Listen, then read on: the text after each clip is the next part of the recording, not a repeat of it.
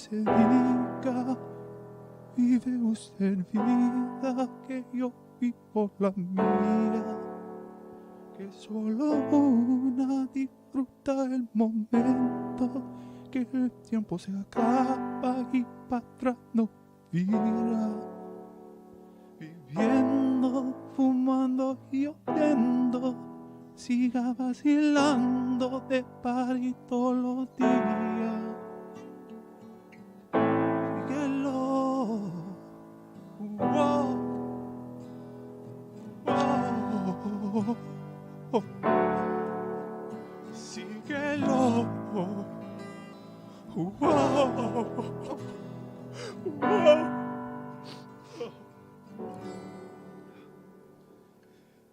Pepa y agua para la seca, todo el mundo es patina en la discoteca. Pepa y agua para la seca, todo el mundo es patina en la discoteca.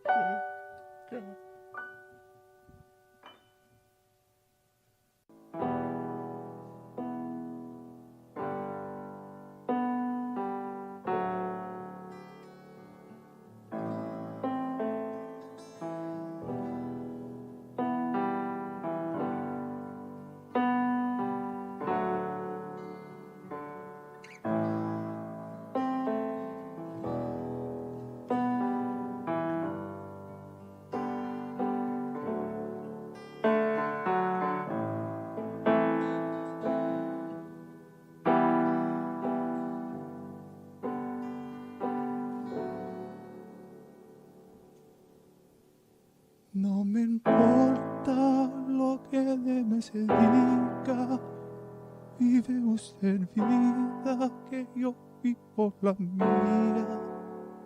Que solo una disfruta el momento, que el tiempo se acaba y para atrás no vira. Viviendo, fumando y oyendo, siga vacilando de party todos los días. Síguelo, wow, wow, oh. Síguelo, wow, wow.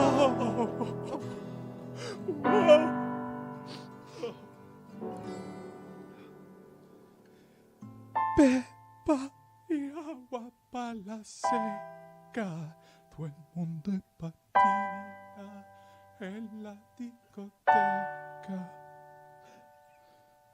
Pepa y agua para la seca, todo el mundo es patina en la discoteca.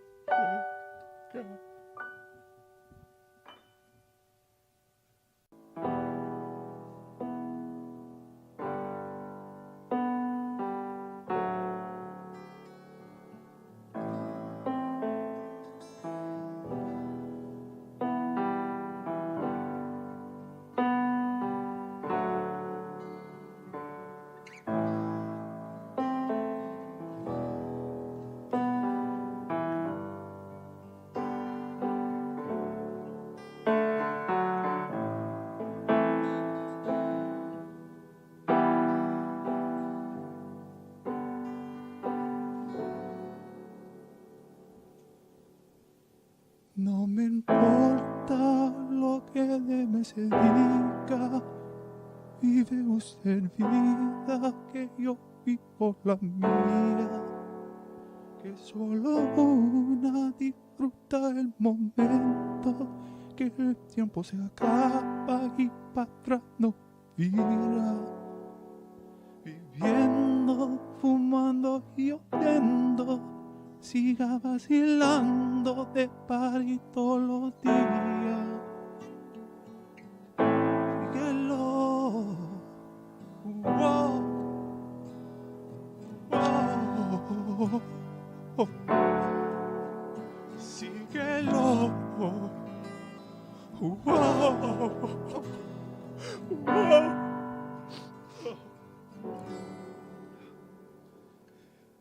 Pepa y agua para la seca. Todo el mundo es patía en la discoteca. Pepa y agua para la seca. Todo el mundo es patía en la discoteca.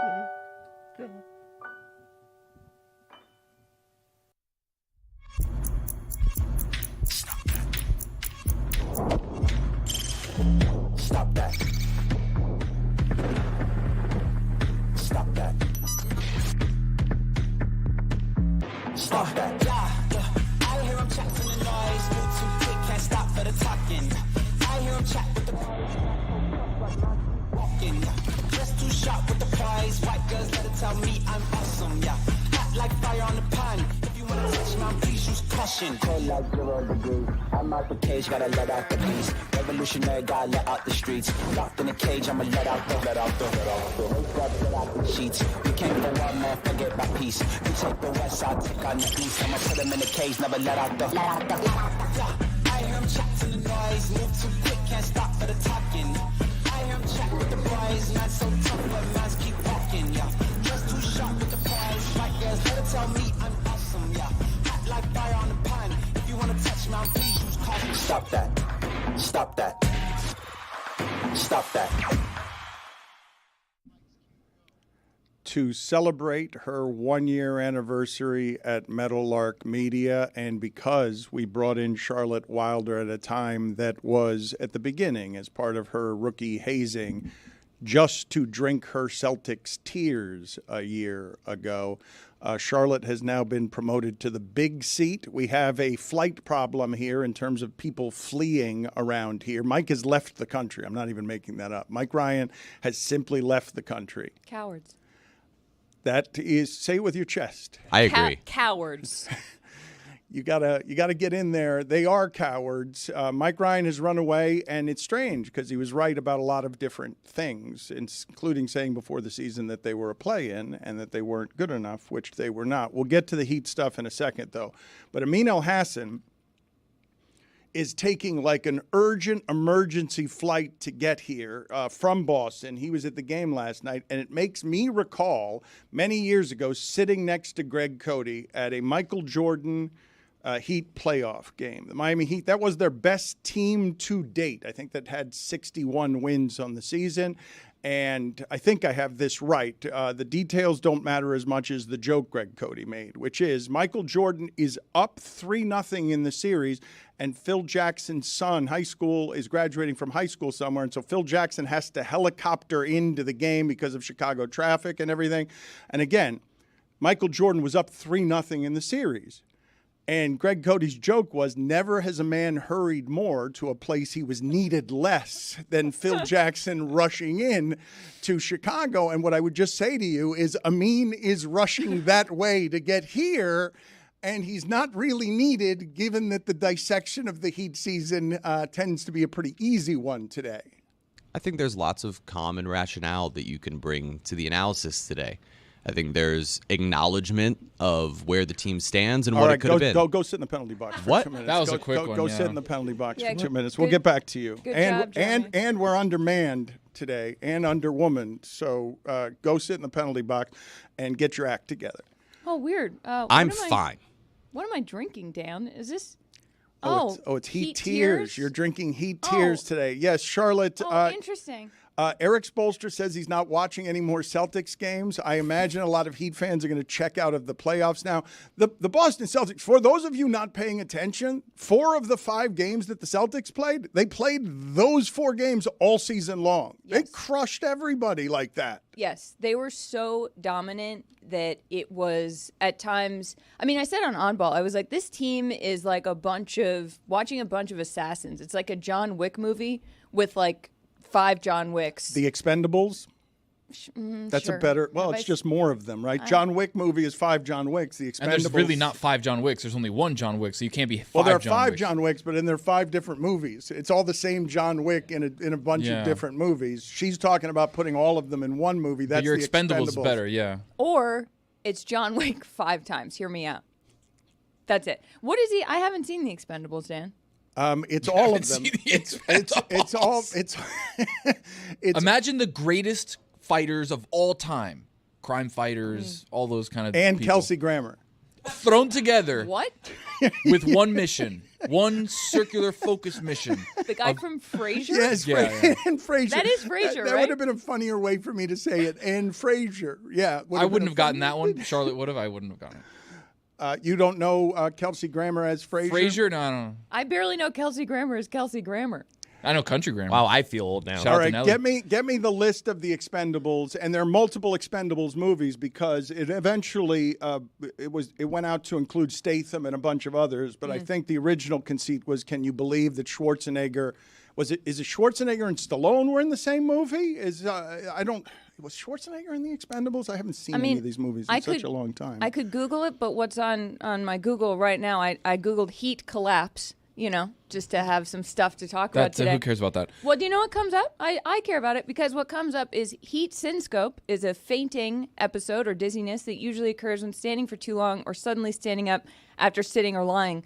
Feels a little bit applicable for what Miami did. No? Yeah, but imagine a movie that has Sylvester Stallone, Jason Statham, Dolph Lundgren, Jet Li, Bruce Willis, Arnold Schwarzenegger, Terry Crews, Wesley Snipes, Randy Couture, Mickey Rourke, Mel Gibson, Harrison Ford, Jean-Claude Van Damme, Chuck Norris, Antonio Banderas, Liam Hemsworth, Glenn Powell, Stone Cold Steve Austin. Wait. Scott Adams. They're all in Are the you kidding same me? movie. You're just learning of this now. You're stunned. Charlotte is wide-eyed. That's a real thing. Glenn Powell, this is recent?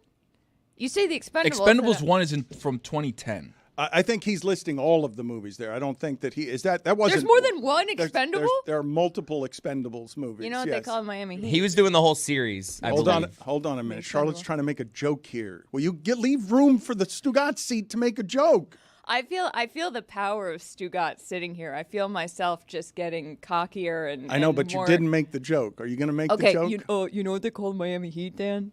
The Expendables.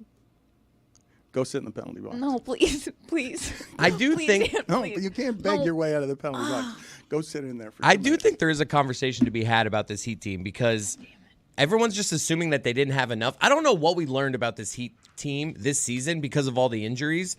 I do think there's one thing we learned, and it's Tyler Hero. I think we learned his ceiling is lower than we thought. All right, well, let's explain some of this here because I deserve Heat fans and other fans are coming after me today, and I deserve this particular bit of criticism. I've told you along the way what it is that the Heat's assessment was of Tyler Hero. When he was drafted, Devin Booker was one of his favorite players, and the Miami Heat's assessment, not my assessment, was that his ceiling was Devin Booker, that he should think that high.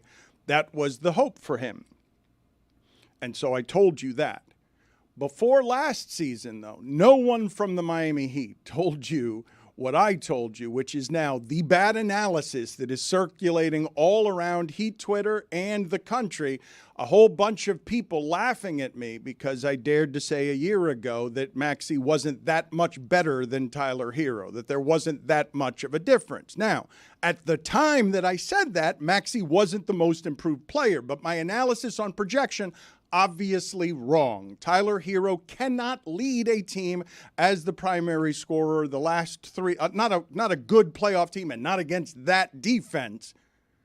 And last night again, they're in 80-point range. They're playing the games that the Knicks and the Heat were playing in the 1990s when the rules were all different because they can't get any offense. And the reason for that is all of their players are hurt. All of their offense is hurt. And so the only offense they had out there was Tyler Hero. And when that's the case, he'll start looking like Trae Young without the 35 shots because no one for the Heat is ever going to take 35 shots. I think it's fair to say that there are multiple things here. The Heat we never got to see what this team could have been like at full strength at any point this season, by the way. When Terry Rozier was acquired, you didn't really get to see very many games of him and Tyler Hero as potential scoring options. More starting lineups than any Heat franchise has ever used in a season. And the only team with as many starting lineups as they had that finished above 500, they finished 10 games above 500. It was a war of attrition all season long, and you didn't really get an opportunity to see what they could have been at full strength. At the same time,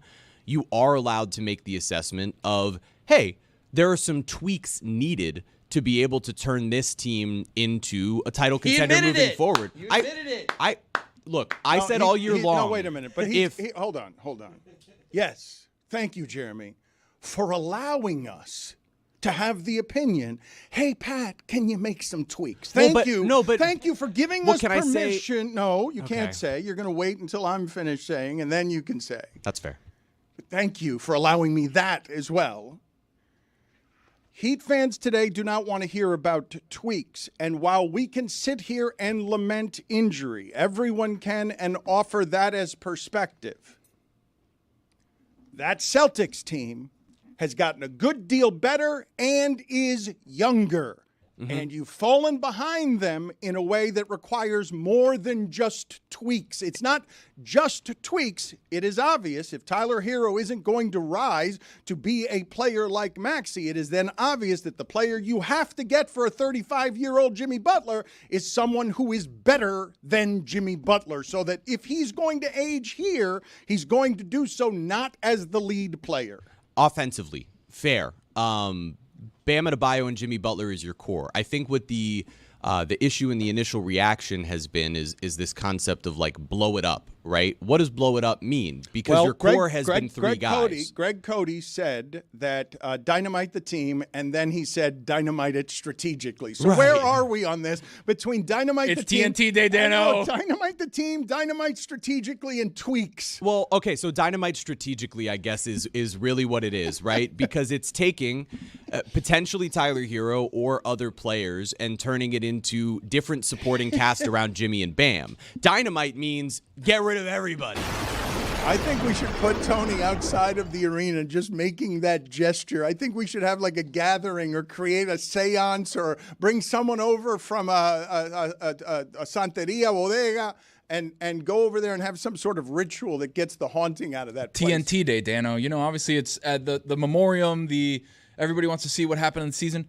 Greg Cody was right 2 weeks ago. TNT Day. It's right now. Remember when Kyrie saged the Celtics, the TD Garden? Yes. You could see if he's – oh, sorry, no, he's busy because he's also still in That's the right. playoffs. Yeah, he's really good. Yeah, the Heat We're going to use a aren't. player like him. Yeah, the Heat aren't. We're going to I'm fine. We're going to hang banners here. The Heat season lasted longer than LeBron's, lasted longer than Steph's. That's right. Lasted longer than Devin Booker's and Kevin Durant's. Those are the banners that are going to go up for this Heat season. What can we do, Tony, outside of the arena to get to give some Latin spirituality to getting the vibes out of that place? Because one of the great this is the thing that snuck up on me.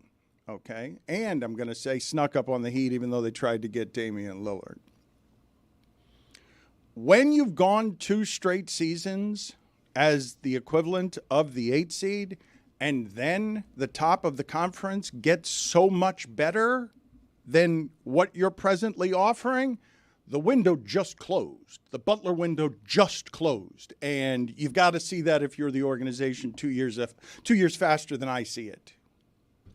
The conversation has been getting a star around Bam Adebayo's age and prime, right? And that kind of was the conversation before last season as well, that if you were going to acquire whatever superstar, it was going to be someone that could complement both the Jimmy and Bam window. Not someone as young as Tyler Hero that was still developing, but someone that was more established. Those players initially that were floated out there, Bradley Beal, James Harden, Donovan Mitchell even, all of those trade partners seemingly were asking for Bam Adebayo. And so the answer was no, as it should have been the entire time. You were building around a future with Bam.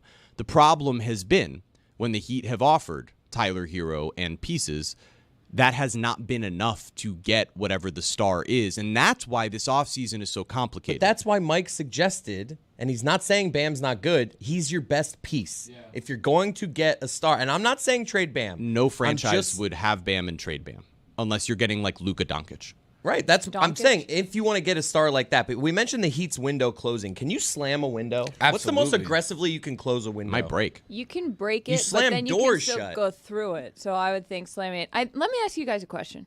When it comes to the Heat, how much of the Heat culture, the mentality, the like we're tough, do you think that ever becomes a liability in terms of It's never a liability. It's always something that matters. Even when it gets eliminated from the playoffs, I imagine it coming back in game 1 of the next series the Celtics play and strangling Derek White to death. See, this is what I'm looking for. Well, here's This the is what I problem. You're not going to wanted, get it from me. folks. I'm but fine. here's You the- told me I wasn't sad enough last year when the Celtics were losing. So I will tell you what's sad about this. This is what people will get today that they did not get a few days ago that they wanted from this show when the Miami Heat were down 3-1. And this is what they'll get today because there are a couple of things here that really are they're shivving the Heat fan base.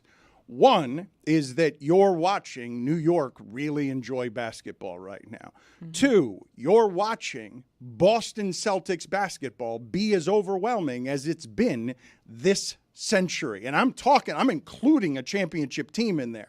I'm including a team that went to 2 finals in there when I tell you that this thing that I'm watching that runs roughshod over everybody in the league for an entire season, this can beat anyone that way 4 times in 7 games. But this is the part that stings. Like what I'm about to say, even with all your rationale, and it is rational, about, well, they were injured and this and this and this. After 5 years fighting at the top of that conference, the very 2 best teams in that conference, rivals, legitimate rivals, the Celtics just ended the Heat as we know them. This team like this, Riley does not keep with these things where he's seeing things 2 years later than he should be seeing them without changing them. I've told you before, I think it was a Make-A-Wish dinner, right before Pat Riley was headed to a charity dinner of some sort and told everybody that he was not going to blow up the team, he wasn't going to trade anybody. And then 9 dudes got traded during dinner. Like during the charity dinner, because he's not going to do it this way where he loses to that team, loses to that organization, and has everyone know, oh, the Celtics just passed you. And they didn't just pass you as a team. They did that, yes. But now they've done it as an organization because you've got Brad Stevens in charge of something. And over the last 2 years, while you were fighting at the top of the conference, his team got better than your team. also, Brad Stevens winning Executive of the Year. I mean, the broadcast, they said, Executive of the Year, and just panned in on him and just held there. And I feel like that is the cruelest thing that's what, to Pat Riley, it's like, wait a second, that's my crown. Like, I'm the mastermind. I'm the one who builds these things. I find the pieces we need. I make the moves that no one else saw coming. I move these chess pieces. And his team is out there. Obviously, the injuries, you can't, that's a very real Nobody thing. cares this time of year, though. Sure. Nobody cares. I'm tired of hearing about the cares. injuries. They're the most injured team. So without the injuries. Okay, so And- without the injuries, then Without the injuries, if you look at it, I mean, that's what the Heat did to both the Bucks and the Celtics the last couple of years, is they beat them so handily that they changed the pieces around their core. They had Jaylen Brown and Jason Tatum, and they added Derek White, and they got rid of Marcus Smart, and they added Kristaps Porzingis because the Heat were too good. You love this The course Bucks, so much. But they No, the added, Bucks, they added the same pieces. deal. The Heat was it didn't. the Heat? No, but- Did the Heat make him do that? Yeah, they beat them in 7 in the conference finals, Sure. and they changed Okay, their sure. team. And the Yeah. Bucks did the same Jeremy's thing not by wrong. getting rid of Drew I Holiday know. and turning him into Put Damian that on Lillard. the banner, too. Put on the banner, made the Celtics trade for greatness. But that's exactly what will Made happen them with better. the Heat, is that they'll get better. They'll try to make moves to get better. The position that they're in that is tough is, what do you do to get better? Because this past offseason, they tried to do the same thing.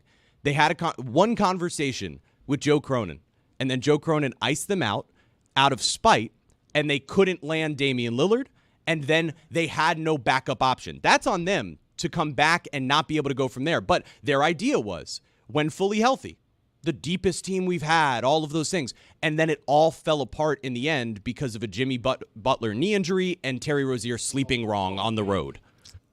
Because of a pump fake. It's not a knee injury. It's a pump fake that led to the knee injury. I can't believe that it is was a a pump fake. criticism. What are we doing? Jeremy, hold on a second.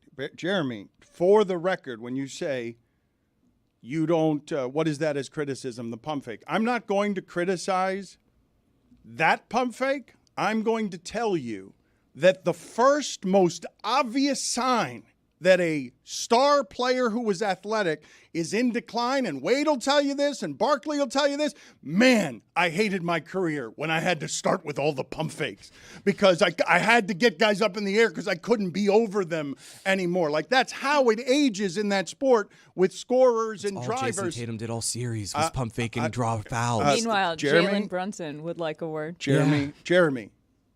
It's just how you play the game. Jason Tatum is not 35. No, I'm not arguing that Jimmy's in the same athletic prime. Jimmy Butler, the last few times we've seen Jimmy Butler play playoff games, the last of the finals, and he hasn't had legs.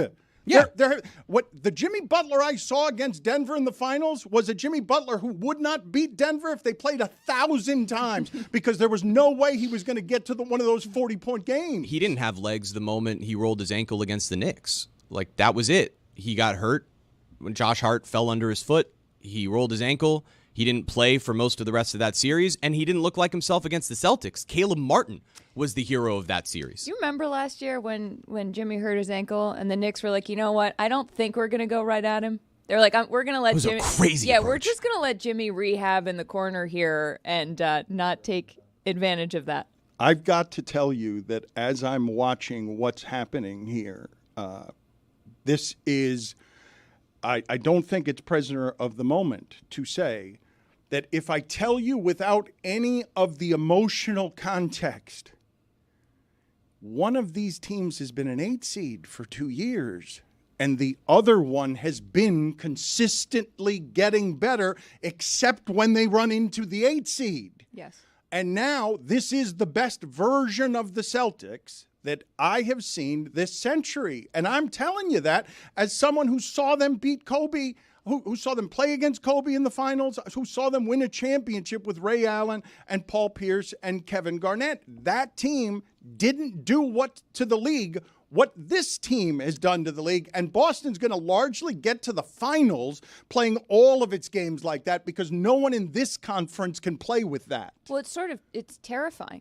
when you to watch them play, the ruthlessness and the efficiency. And when when all of your players have close to 20 points in a game, your best players, your starting players, it starts to be like, how does anybody combat that? What is anyone to do when everybody's a threat? You double team one guy? No, okay. but I'll tell you how to combat it, right? It's difficult because the Heat made more three-pointers in one game than they made in all of the rest of the games combined. The way you beat it is to be better at threes than they are. But when I tell you that I think this Celtics team is better than the one I was watching with Ray Allen, I am accounting for the way the game has changed, how differently it's played, and how perfectly suited the spacing on this team is to beat everyone they play by double digits.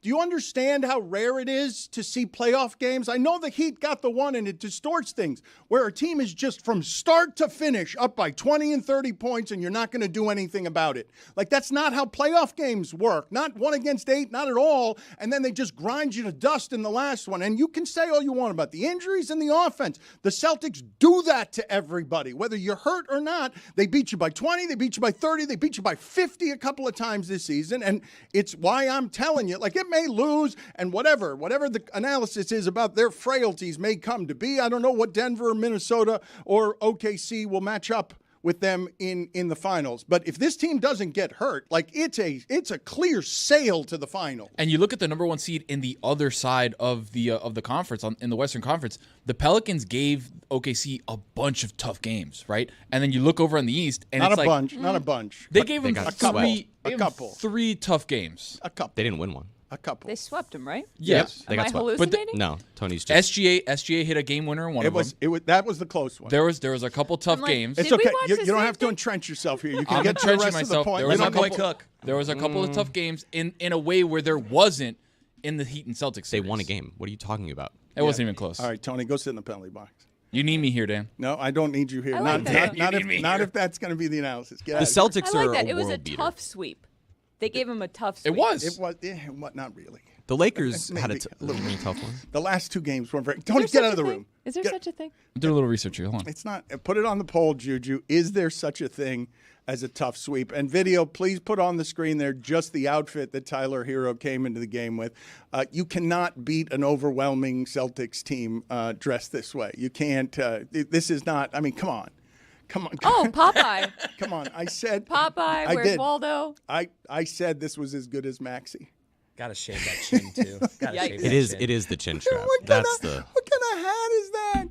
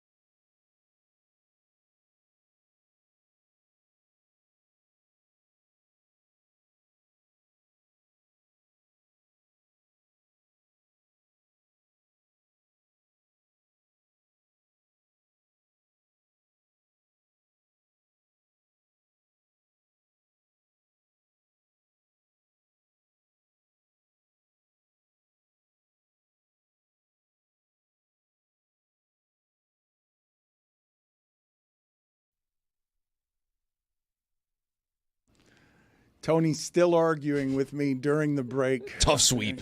Two of the 4 games, Dano. 50% of the games were under double digits. 1 by 2, 1 by 9. At Le Batard Show, is there ever such a thing as a tough sweep when only 2 of the games are under double digits? Lakers almost had a tough sweep against the Nuggets. Come on, guys. You guys don't watch ball clearly. David Sampson, real Hoopers know. Tony knows. Thank you.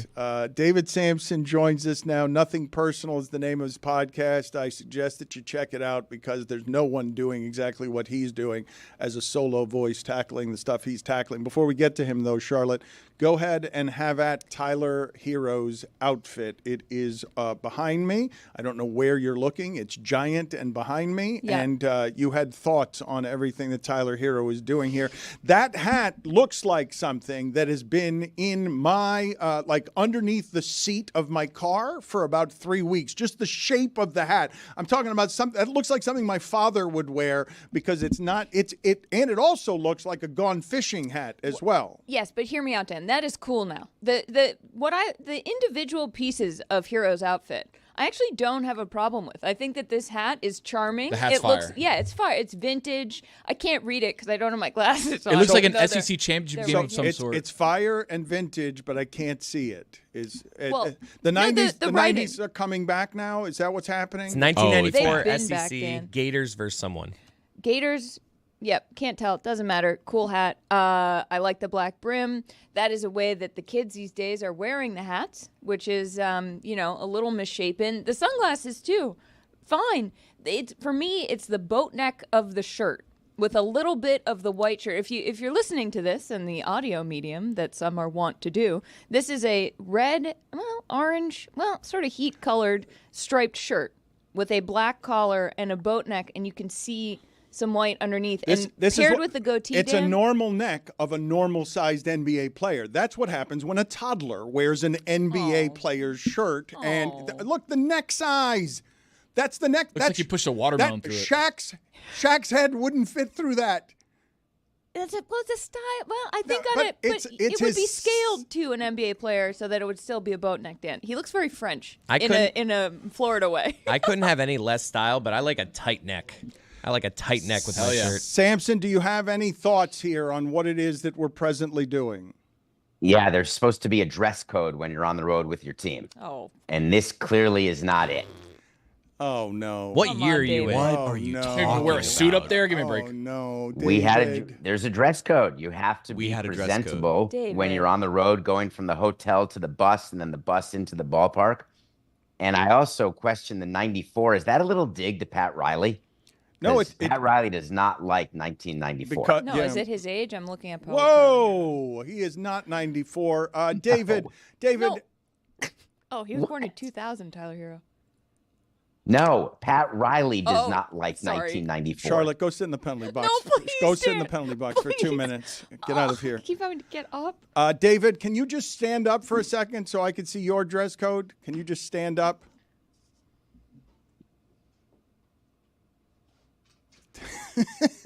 Okay, very good. Perfect. Marlins basketball shorts. All right. I still have a connection in the clubhouse. I want to talk to you about Stephen Ross, the Dolphins owner, getting an amazing offer. This is not something I think I can recall seeing. Being offered $10 billion for his team, his stadium, and F1. What did you think of that report? The first thing I thought is that he says he doesn't need estate planning, but he does. He wants to keep certain assets in the family. It's hard to pass down 3 levels of assets that he has, which are he's got a huge amount of real estate assets. I assume most of those are in trusts. But when you have a team and then the stadium, 2 different assets, and then people are calling F1 an asset, we should point out he doesn't own F1. What he has is the ability and a contract to put F1 races on his stadium land. And that's very valuable. But the biggest piece of his pie is clearly the Dolphins, which the Commanders went for $6 billion. You could argue the Dolphins are a $5 billion team. The stadium has a ton of different events, but is it $3 to $4 billion worth to own that land? People outside of Miami, I don't know if you saw this. The land in South Beach is invaluable. I read that on a blog somewhere, and I laughed because the stadium's in Miami Gardens. They just show pictures of South Beach whenever they're showing the Dolphins games. But if that offer is real, and I doubt it is, it deserves consideration. Tell me about the offer, though. Why do you doubt that it is? Why do you think that this is coming out? What did you think of the valuations of F1 and Stadium? Just take me through the finances of some of this, as you're doing a sporting class with Skipper this week, correct? We've got that coming out tomorrow? Yes, it's coming out tomorrow. We did it yesterday, and it's actually a very, very good episode. People like that story. We have so much to talk about that we did. We didn't even get to this because it merely is a rumor. We had people calling up the Marlins all the time offering to buy the team and putting crazy numbers out there, even crazier than the $1.2 billion that actually ended up being the sale price, because people throw numbers out because it makes them feel good that they can maybe finance it or maybe do it or maybe own. How cool it is with the Grand Prix this weekend to be the sort of celebrity that Steve Ross is. But when you break down the different assets, a stadium, and don't forget that Hard Rock Stadium gets public subsidy. People don't talk about that a lot, but every deal that Steve Ross has done to bring tennis, to bring Grand Prix, even with Dolphins, he gets public money for that. But the bottom line is a stadium in general has never been worth, even with the real estate, in the billions of dollars, no matter what events you're having there. The biggest one is the Dolphins, and I think the Dolphins are worth less than the Commanders, not more. So $10 billion, if you're going to split it 5-4-1 with $1 billion, the value of an F1 contract, that is something that I don't know if it can't be real, because if it were, as a business person, as an octogenarian, as someone with estate planning issues, you've got to take that deal. Chris Cody, do you know if we have any audio of David Sampson stridently saying that Major League Baseball would not change its uniforms at any point during the season? Because you came on very strong here. You're rarely that kind of obviously loud wrong. Wait, how am I wrong? Because they are changing the uniforms, aren't they? Yeah, they are. No, not till next season. So you're claiming, all right, we'll see if we can get the sound of what it is you claim. I'll give you the sound. Well, no, I don't. The sound no, is I said they're not changing the uniforms this year. They looked it up, and it turned out David was kind of right. So that's why we didn't cut the sound. Oh, that's too bad. Yeah, we can't do that. We can't cut the sound if David's right. What fun Well, is we could that? cut it off before he's right. What fun is that? They sent it to me. I said, get this sound out of here. You guys did that to me the other day. Okay, go sit in the penalty box, Jeremy. I'm just trying to help, It man. does I'm say producing. changes will be made to both uniforms and pants no later than the start of the 2025 season, which Get out could of here, be Jeremy. sooner. I want to ask you about this other story, David, because I think James Dolan is really, or missed already, just a great opportunity, because Michael Rubin, a former Sixers owner, has bought 2,000 tickets for local distribution in Philadelphia tonight so that the Knicks fans cannot take over the arena again the way they did last time, and he's giving them away to first responders. I think James Dolan should have bought 3,000 tickets, given them away to first responders, and then sent them all down to Philadelphia. He had a real opportunity to just A game of first responders? Were we playing like the Army-Navy game? We're just full of military? You just try to buy a bunch of good marketing by just shipping them around as like bobbleheads all over the place. That's Just 4,000 tickets for Marines right here. Michael Rubin made a mistake here by bringing in Josh Harris and David Blitzer into the conversation. Those are the owners of the Sixers. Michael Rubin's not. He's a former owner who had to sell because he started an online gambling app.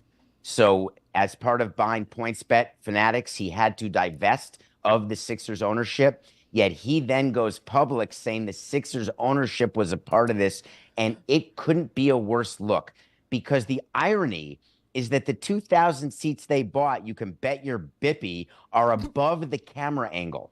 So when the camera is doing the game tonight, you're going to see maybe 15 to 20 rows up, and it's going to be plenty of Knicks fans. Sorry, David. And so therefore, what he is trying to do by bringing Sixers fans to the upper deck, Who gives a rat's pituitary gland? And it just brought bad press upon the existing owners of the Sixers, like they're desperate. I found it should just be bad every step of the way. Can we go back to Bet Your Bippy for a second? What's a David? Bippy? What's a Bippy and Is why are that you Cart- betting the, it? the guy that does shows for kids? What? Or is that Blippy? That's Bluey. That's Blippy. What's Blippy, your yeah. what's your Bippy? What is it to bet one's Bippy? I always viewed my Bippy as my core. Really, it sounds to me like you're betting your grandmother. Doesn't Bippy sound like something It someone does. would It call their does grandmother? sound like something. Holding up stockings with a clipper. My dear old. That's a Bippy. My dear old Bippy. I'm seeing the expression "you bet your sweet Bippy" was popularized in the late 1960s television show Rowan and Martin's Laugh-In. Funny, that's what I was going to call a podcast I wanted to pitch to you, Dan. Is that what you were referencing? 1960s laughing? No. And if that's the provenance, then thank you for telling me that, Chris. I've now learned something. I just say instead of bet your ass, I say bet your Bippy. It's Because I a don't want to say ass euphemism. on the show. Yeah, It's don't a say ass. euphemism for an unspecified part of the body. Baby. All right, so you can bet your unspecified part of the body. Generally I understood like to as think it's a belly butt button. or ass. Well, Bet your belly button. That's not who, happening. who are you being right now? Who is this? Who were you impersonating? Was that a man? Was that a woman? Was that a Southerner? What was that? Just being herself. That was me doing a version of myself. You know, someone on YouTube commented and said, it sounds like Charlotte's on muscle relaxers. You've sounded like that today. You haven't really been aggressive. Like that seat's aggressive. I'm aggressive. If you're going to sit there, Charlotte, you got to be You've on been talking point. under your breath. You've been trying to sneak in. What? I think this she's been is- great. I'm Thank not you saying so she much. hasn't Me been too. great, but she needs to be a little more aggressive in that seat. Okay, David, why did you say bet your Bippy? There you go. But we already Well, answered that. Charlotte, Is that because I better? didn't want to say bet your ass. There Well, you maybe go. you should try saying bet your ass. You don't. Yeah. Yeah, go Charlotte. You don't have Say it with your menace. chest, no. Dan. Yeah.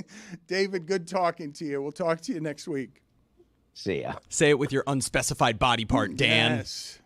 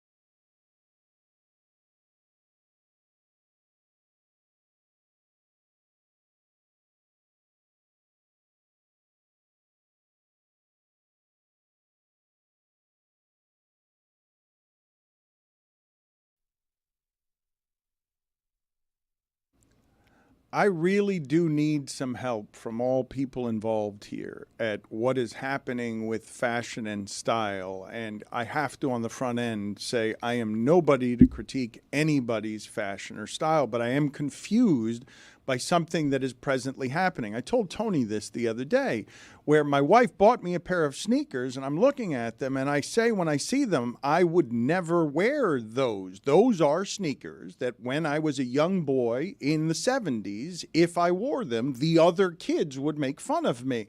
And my wife is like, no, these are popular now. And now everywhere I wear those sneakers, somebody's saying those are popular now. And what I'm seeing Tyler Hero wear, I'm not joking when I say this. When you say that 90s hat and that style is now back, my childhood neighbor, Roy Collins, a construction worker who had a tumor the size of 14 bowling balls in his belly, drank a dozen beers a day, that's the hat he always wore. That hat is what he was walking around the neighborhood with. And I don't understand how that's popular now. What sneakers did she buy you? Oh, I don't know. They were Nike Dunks, if I remember correctly. They're Nike. They're Nikes, yeah. Nike. They're Nike. Son Ribas on Nike. Only a few people get that. Only a few people get that reference, Daniel. But if you do, I nailed it. It was very inside, yes. So I don't know that that the shirt is necessarily in style. I mean, maybe it is because Tyler Hero is an NBA player who's wearing it, but I do think something is going on with fashion that's going on with a lot of other stuff, with entertainment, with movies, music, is that the 90s and the 2000s, this nostalgia for that time is what's driving a lot of the things that people like. And I think now this hat is a perfect example of like someone finds that Tyler Hero was born in 2000. He's like, oh, look at this old hat. But to you, well, this is what I'm Roy asking you. Collins for. Thank you for remembering Guy his with the name. tumor. Yes, it was a giant beer belly, and then we later found out. So is it a was tumor? Oh, it's a yeah, well, yeah. Oh, Well, yikes. Yeah, I'm sorry. Poor Roy. This but could be a tumor? He was always shirtless, and he was always wearing the only cloth on the upper half of his body would be that hat. But I'm talking here, and I don't know if I'm now going through two cycles of fashion. I'm talking about 70s coming back in the 90s and coming back again. Are these now? Yes. Yes. These are now the cycles that every generation latches on the front end of the thing that was popular in the last generation. Yes, and not only did the 70s come back in the 90s, but the 70s and the 90s have come back. And then we went past them and we went to the 2000s with low-rise jeans, which... Throwback jerseys are inevitable soon. Like, that was the biggest thing in the aughts, was everybody wearing a throwback basketball jersey, like the Sonics or the Vancouver Grizzlies. Are or those one not of still in?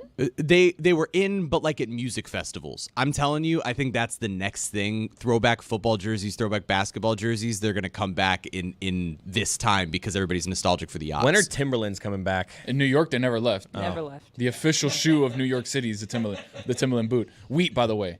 Unless it's summer or winter, then you hit the all black. But the point is, Dan, there is such a demand for vintage clothing, vintage accessories, vintage gear that people are making millions of dollars going through old, like, storage units, people's grandmother's houses. Like, there's people that find stuff from 1994, like those hats that actually came out in 1994, and people pay $200-300 for a hat like that.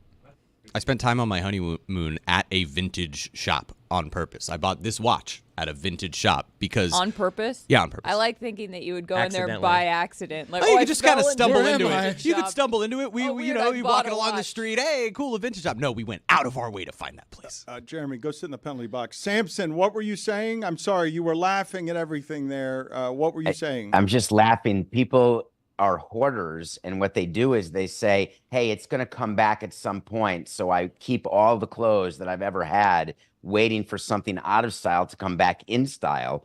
But what was trump that is Tony thinking that anyone is making millions of dollars by going to their storage unit.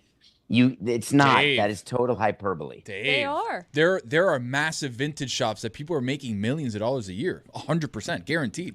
Yes, the vintage industry is doing very well. That part is true. I think David's objecting to the idea of finding it in an old storage unit, like Greg Cody going out back, finding Right. a 1994 Orange Bowl briefcase that they gave him, and all of a sudden that's on He's a millionaire. Antique Roadshow, and he's worth $3 billion. No, of course. But it's a grind, though. You got to go to the thrift shops. You got to get it. You got to clean it. Like, there's a process to it. But the people that dedicate their lives and that's their business is going out and finding these vintage clothing articles, like, they're making good money.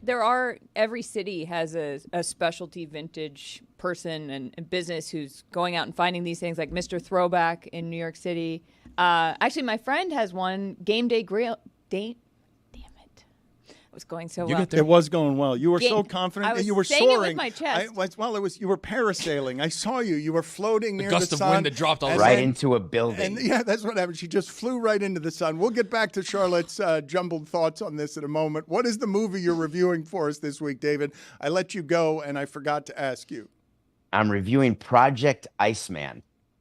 Project Iceman is about an individual who went to Antarctica to do an Ironman triathlon, where you swim 2.4 miles in the freezing water in Antarctica. Then you bike 112 miles on the snow and ice. Then you run a marathon on the snow and ice. And it took him about 74 hours to do. The speed of the bike was slower than your 3-year-old on a tricycle because of the wind and because it's just impossible to bike. He kept falling off his bike. Ugh. And it's a movie about the experience of someone who's unwilling to quit. And it got me thinking about how many of us have that reserve in us to accomplish something. And if you're looking for motivation, or if you're looking to think about doing something that you don't think you can do, watch Project Iceman, and it will absolutely motivate you. Can you explain this to me for a second? Because I don't think I'm built like you. So when you say that motivates you, I say, no, I'm a quitter there. I don't need to pedal a bicycle like that, and I don't have the mentality to even understand what you're talking about. For those who do not know, David ran 7 marathons on 7 continents in 7 days. He loves this kind of stuff. I don't understand punishing yourself like that, and I do understand trying to reach beyond your limits, but what you're talking about here sounds so unpleasant. Why would I want to do that? Because it's momentary unpleasantness for a lifetime of accomplishment. So that's how you have to view when I did the Ironman or even the marathon last week. I cried during it because my body shuts down, but then you finish and you have that sense of accomplishment. And when you have to do something work-related or athletic-related, everybody quits. It's the people who don't that you want to associate with. It's the people who understand the grind who you want to associate with, who make your company better or yourself better. And athletics are a way to test that. It's funny that you say that, though, because I'm just looking around this room and I've thought to myself, I ride with the quitters. Like, I got a whole bunch of people here who aren't down. Like, I'm like, I got a whole bunch Did of you see our faces and we're all like, we're like, no, all of us were like, wait a minute. He fell off the bike how many times, and he's pedaling up the wind. And why He ran a marathon with the big shoes on, like those big ice shoes. Yes. You know what I mean? Yes. Ronald McDonald shoes. Like, what are we Rackets on his feet? Like, what is this? doing? What are we doing? The fact is that you're more capable of doing things than you realize. And in a workplace atmosphere, wouldn't it be good, Dan, to motivate your container, your employees, to let them know that they can be better than they are? They can do more. There are no limits. I don't know, though, that I see talking into a microphone as similar to running in the snow. Do It's a frozen the ice, commitment man. to excellence. That's what it's about for me. It's But about committing. I would argue as well, though, that somewhere in there, now this is deeper than that, and this, I don't know everyone's mindset on this stuff, but I also think that you have a bit of a commitment to suffering. So, and you might conflate those things, that you can't get one without the other. I don't conflate them. I acknowledge that. I don't believe that you can get to greatness without suffering, because you need that frame of reference. Much like I don't think you can get to happiness without experiencing sadness. You have to have a frame of reference. And doing these sort of athletic things that I try to do that anyone could do, they definitely give me a frame of reference when I'm being lazy, either at work or at play or in a relationship. I don't think anyone can do them, though. I think it's a very specific, like, my back would give out in 2 seconds, but it doesn't mean that I'm a quitter in my job. I'd be super interested to sort of see if there were any viral strain that ran amid all of these extreme personalities to get you to the roots of what it is that that feeds this, because it is the Ironman competition is a particular mindset. Very few people in the world are built to be Navy SEALs, David. No, I'm just talking about, it doesn't have to be an Ironman. It can be a 10K for some people. That's the mistake that people make here. I don't care if it's a 30-hour event, which I've done before, or if it's a 30-minute event, which I've done before. It's about getting out of your comfort zone and doing what you don't think you can, and then realizing that you were wrong about what you're able to do. That's why I like these athletic endeavors. The turkey trot, 1998. I'm 9. And I was like, maybe foot races just aren't for me. But do something else. How about doing a 100-mile bike ride? 100 miles. You don't strike me. I may have you wrong here. I don't know you this way. You don't strike me as aggressively competitive. Well, I am. It's just sneakier, and you don't know I'm doing it. David is aggressively competitive in a way that makes me uncomfortable. Like, I played ping pong against him once, and I wanted to run away because it felt like a spider monkey. Who won? Who won? He did. But I was just sort of terrified of how competitive he is. I don't like that. That all stems from, if we're going to get on the couch for 10 seconds, that stems from being bullied and made fun of because I was so short that I chose sports where I could beat the bigger kids without them thinking I had a chance to be good, like dodgeball and ping pong or darts or things like that, because I couldn't beat anyone at basketball and I couldn't hit a baseball. So I got really good at sports that don't require that sort of size. So does that mean I'm going to get hyper competitive, David, because of bullying? You've got the sun gland. Do you have an eye infection, Jeremy? No, I'm fine. Get out of here. I'm fine. fine. Go sit in the penalty I'm fine. box again. I'm fine. Go. Get out of here. David, I think I could maybe beat you at darts.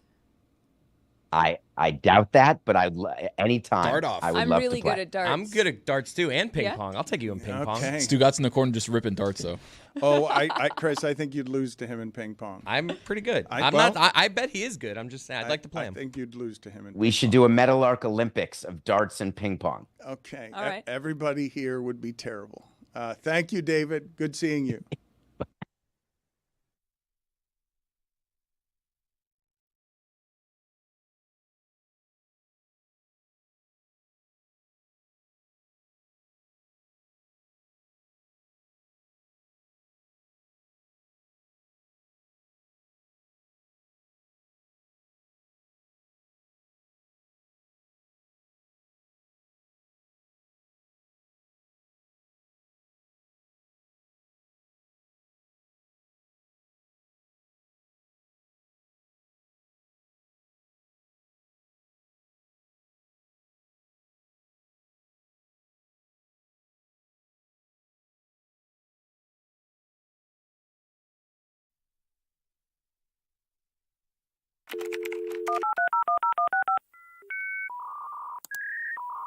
All right, today's throwback interview is with none other than former NBA player and NBA legend Dwayne Wade. Enjoy this classic interview from the Dan Le Batard Show with Stugotz. Brooke Lopez took more shots last year than you Lopez did. got more shots than me. I need to go talk to my coach. You need to talk to him immediately. This is crazy. He's a center. That shouldn't happen. That shouldn't happen. You need to talk to your coach, and you need to talk to your point guard, and you need to go talk to LeBron. Yeah, I'm about to go take this media guy to the locker room and have a conversation with everybody. Can you tell us, Dwayne, how it is that you navigate some of this stuff? Because Pat Riley has said that the problems with teammates don't start before the winning. It starts when there's winning, and then glory needs to be shared. How do you navigate that stuff? When problems or issues come up, we address them. At the end of the day, we're all men, and we gotta respect each other as that. And we address it when they come up. And once you address it, you respect them more if you address it. And I think that's what we've been able to do is respect each other and move on from whatever we've had to deal with. So as a team, we're a family, and we have moments a lot where we say things to each other, but one thing we never do is we never let it linger on past the court. We go in the locker room and we move on from it. Either we apologize, or you know what, your point was right, and the other person should come to you and say, you know what, you was right, my bad. When was the last time you were on the phone and you either A, lit up a customer service rep, or B, asked to speak to a supervisor? I'm going to go on a limb and say, not in the last 10, 11 years. How about That's that? right. That's You haven't had to, no, you really, haven't to be had honest. to. That's Yeah. how that Right. works. The Yeah. moment you get famous, no longer do you have to do that. Yeah, that certain things like that. I miss being able to get on the phone and light somebody up. You can't do it. You Yeah, can't. I just let Lisa do it now. I let my assistant, my business manager do it now. She light everybody up for me in a very good way. Oh, she does everything. Oh, So yeah. if you have a cable appointment and they're late, so Dwayne, you're no longer calling them. She just does it for you and lights them up. That's amazing. I need an assistant. Can I borrow her? Yeah, she's expensive though. Yeah. I'll let you know that. You might have to work double, triple overtime on the show. I know you have three, Dwayne, 3 championships, but I'm focused here on the LeBron Wade era. Which championship was more difficult for you, 2 years ago or last season? Hands down, this season right here was difficult. For me individually, it was more difficult, and for our team, you know, we had a tough road to get there. I mean, we earned this one. If anybody had anything to say about lockout championship, you can put that to bed. We earned this championship. As you see, I mean, San Antonio could just as much as us be sitting there calling themselves champions coming back into the new season. But, you know, it was meant for us to win it. Did you doubt at any point during the postseason? Yeah, I doubted at 28 seconds, it's down 5. Yeah, we all did. You know, I mean, I'm not going to sit up here and say that, no, I knew the whole time. No, that's not true. If anybody said he knew the whole time, something wrong with him. It's got to be such a relief, Dwayne, and I'm not saying complacency, but it's got to be such a relief going into this season to know that the project, that the experiment, no matter what happens next year, that it's been a success, that you went, and I know you're greedy, but you win two. You win two. You don't lose last year. You win two. So the thing is already a success. Nobody can say anymore that it wasn't a success, even if you don't win it this year. Well, that's fine, but I mean, you know how we are. You know the world we live in.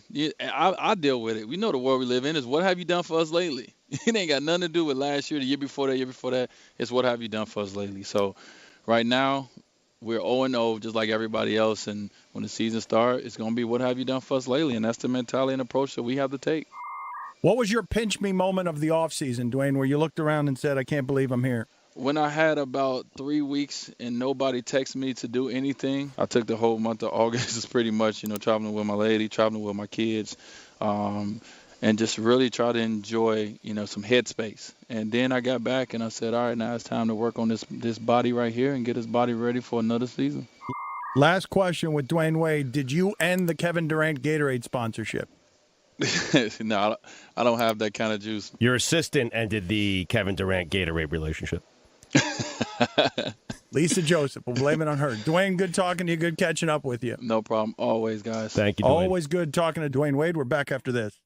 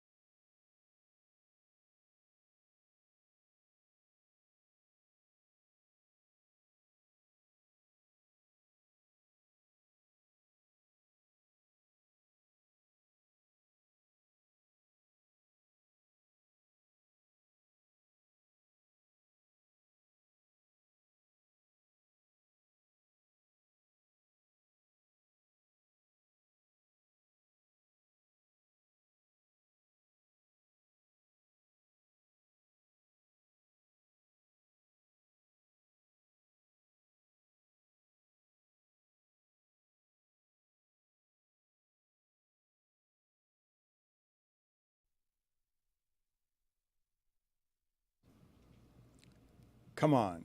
You're going to tell me that wouldn't have been funny if Dolan had just gotten a bunch of firefighters and police officers and just in a train sent them that way so that we can have a battle between Philadelphia and New York about who's better to people? Who's first Who's first first? responders are first. No, do you think James Dolan would ever do that, Dan? I don't know. He- I didn't. no. I didn't think I'd find myself in a scenario where the Sixers are playing one of the biggest games I've seen from the Knicks this century, and they've got to buy fans in order to keep New York out of there. That's not something that I had on the bingo card before the playoffs started. That is so embarrassing for Philly fans.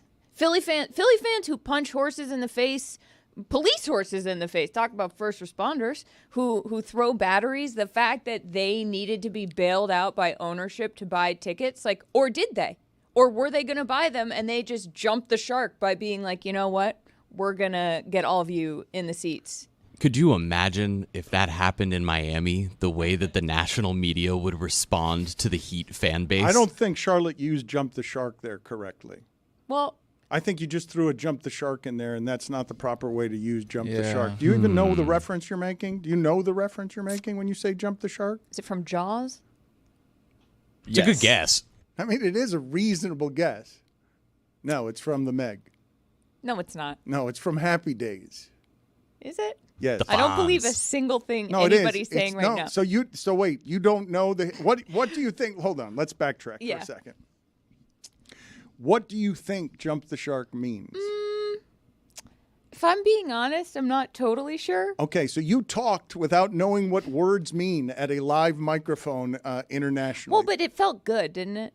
The way that I said "jump the shark" Well, there, it didn't stopped that me sound in my natural? it stopped me in my tracks and stopped me from talking about a pretty good It was game. smooth, though. I mean, Yeah. well, if you're not listening to her, I had a history teacher once who was like, if you don't know how to say something, say it fast. And the way I feel about sayings like that is like, if it feels right, toss them in. let me explain something to you that just swept over me with what I'm going to say is the haunting delight of warmth from the spirit world.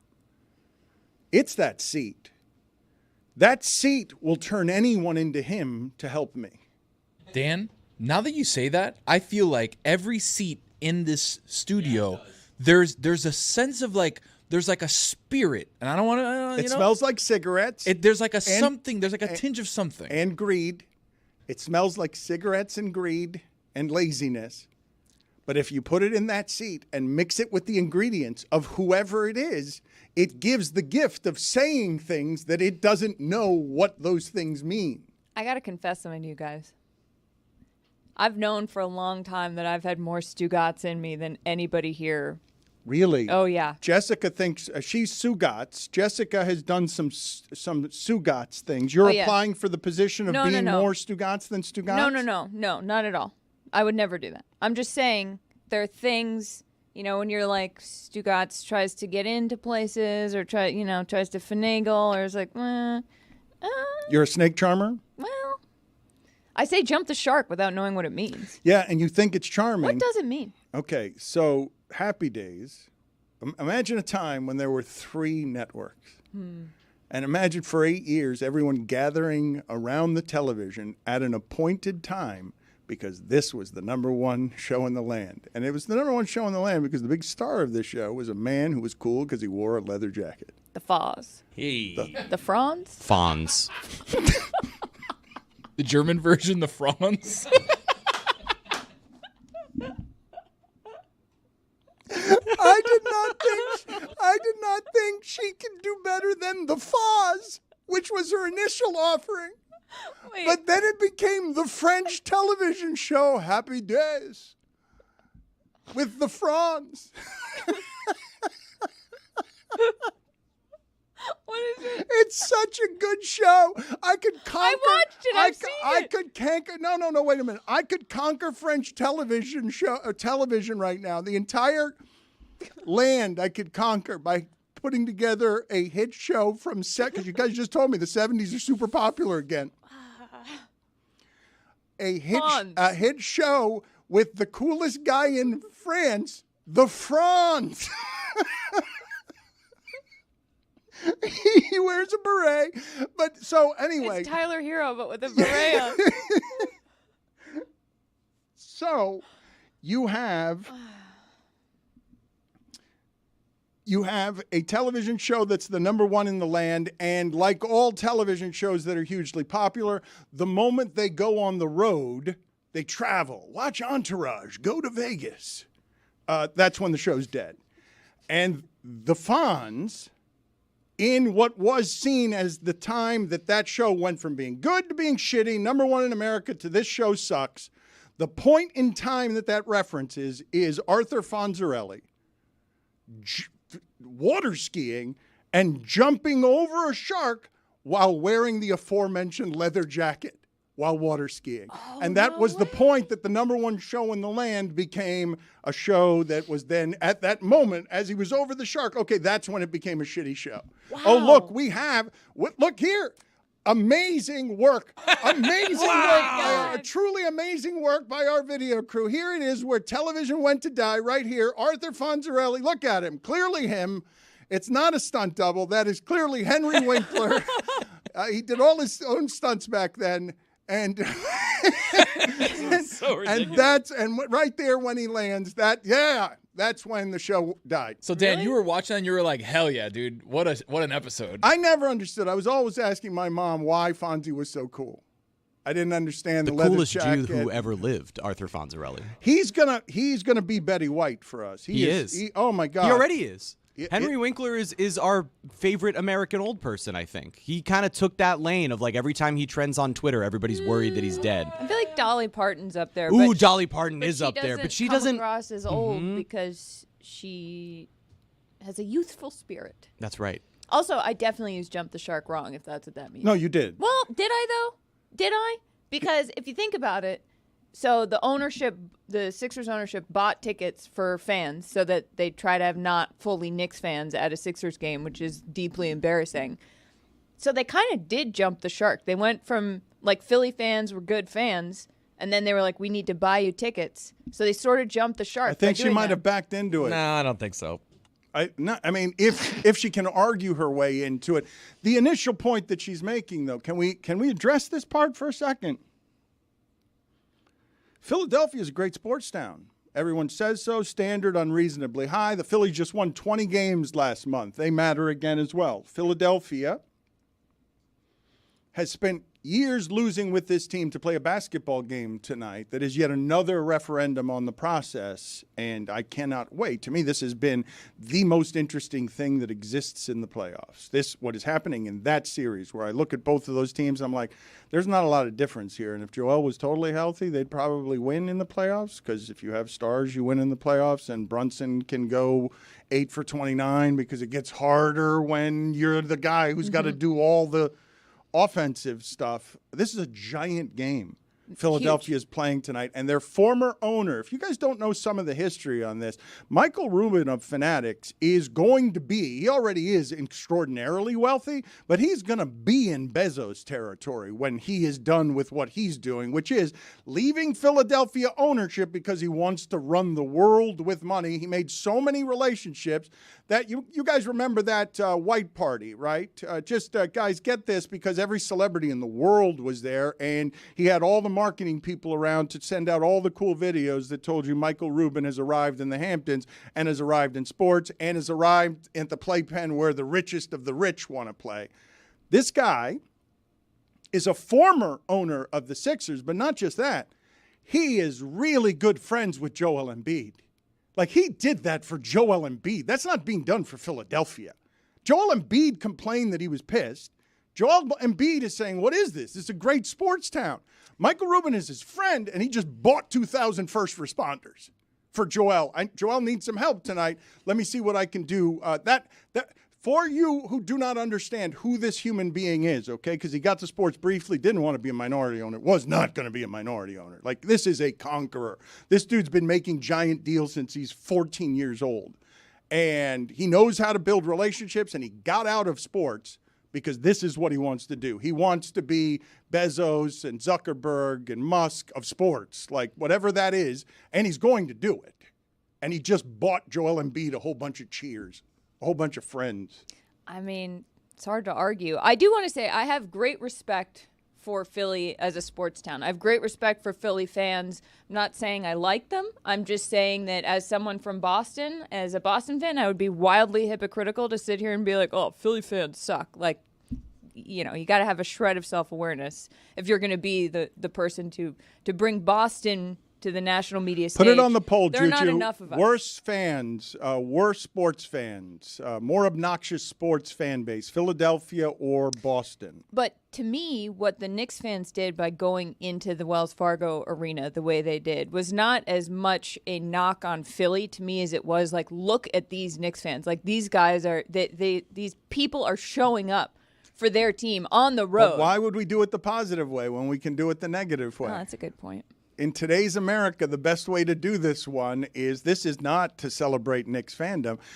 It's to say what Jeremy was saying. Philadelphia, if this happened in Miami, where you got to buy for a playoff game, a playoff game that's a referendum on the process, because all you got left from all that losing, you used to be a franchise that competed with the Bostons of the world. Iverson dragged you up there by himself, but you haven't mattered like that. You've been laughed at for 20 years as a basketball city that's supposed to have a history, because it does. Fo is Moses Malone. You had Dr. J, and now this version of this team, the best it's got, is a broken Joel Embiid who needs the past owner to buy a bunch of fans for him so you can fill your stadium. You should be embarrassed as a sports town on that one. And Maxey to be incredible for the entire series. Like, sick, hurt, doesn't really matter. He's just dropping 30 points a game and hitting clutch shot just game after game after game. You mentioned sick, Tony. Charlotte came in here today, and I really do believe somehow that this is under-regarded all the time in sports. Jamal Murray shouldn't have even played in that last game. If that was a regular season game, he wouldn't have been playing. He had to beg to get out there, and then he wins the game. He wins the game. For Luka to beat the Clippers last night, Charlotte came in here this way today. She's like, he was sick. I would have called out. Well, if I was that kind of sick, Well, if I felt that kind of sick, she's saying, I wouldn't have come to this job to do this today because I would have wanted to heal. Maybe I should do some more like ice triathlons to get tougher. But no, I mean, first of all, I think, talking is different. I'd be like, well, I'm just going to get all of you sick. I'm going to sound stuffy. Who wants that? Yeah, but please don't come I in didn't if say you're sick. I wouldn't go in if I were Luka. I say I respect it greatly because when I'm sick, I'm a giant baby.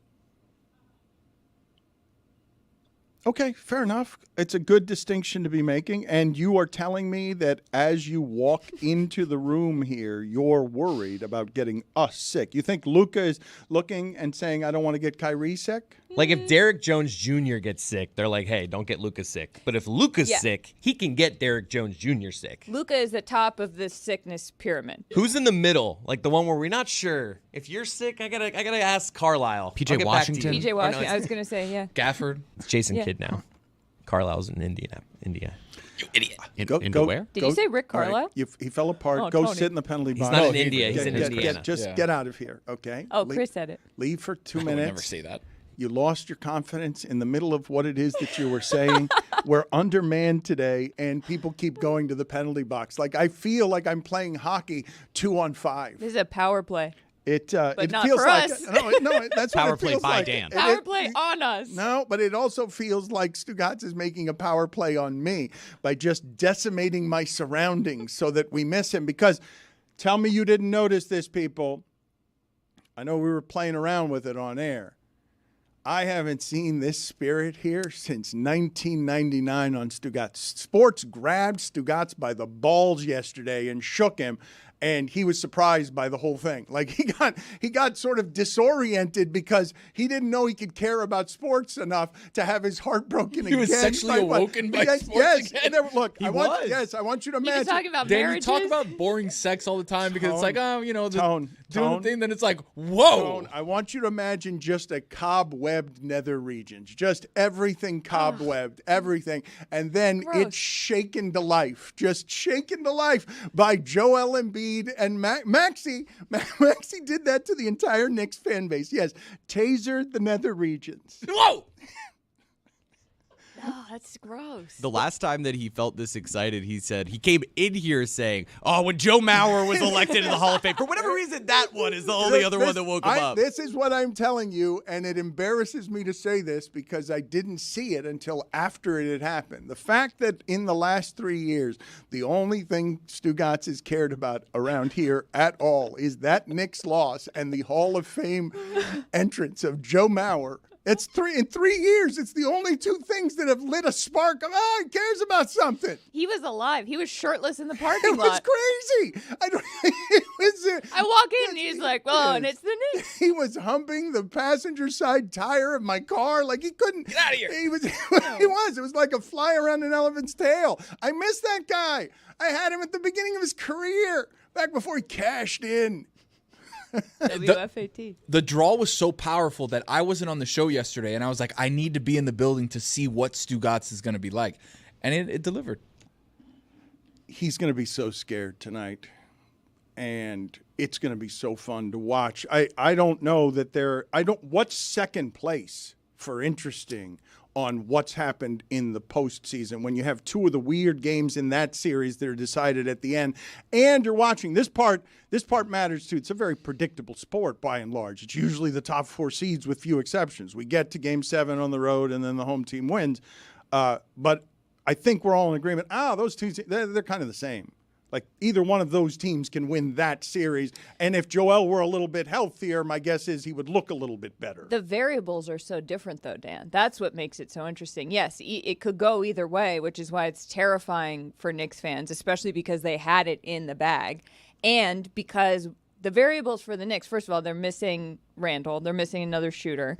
But they also have Jalen Brunson, who actually, for once in that franchise's decades of losing, they feel a confidence with him. If he's on the court, they're like, "Oh, we have a chance. Like we can actually win this." The Sixers are dealing with sort of the other side of that. Joel's falling apart. He is not panning out to be. I mean, he hasn't been to Eastern Conference Finals.